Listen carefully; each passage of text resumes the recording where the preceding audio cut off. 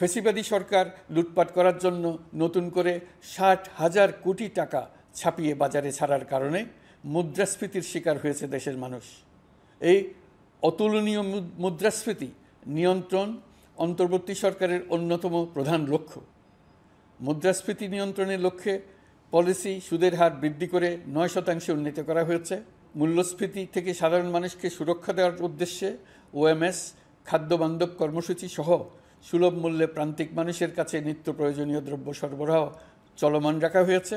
মূল্যস্ফীতি মোকাবেলায় চলতি অর্থবছরে চাল ও গম আমদানির জন্য ৫,৮০০ কোটি টাকা, আভ্যন্তরীণ সংগ্রহের জন্য ৮,৯০০ কোটি টাকা এবং খাদ্য ভর্তুকির ৩টি প্রোগ্রামের জন্য ৭,৩৬০ কোটি টাকা বরাদ্দ রাখা হয়েছে। বিভিন্ন স্টেক হোল্ডারের সাথে সভা করে মূল্যস্ফীতি নিয়ন্ত্রণের করণীয়সমূহ চিহ্নিত করা হয়েছে।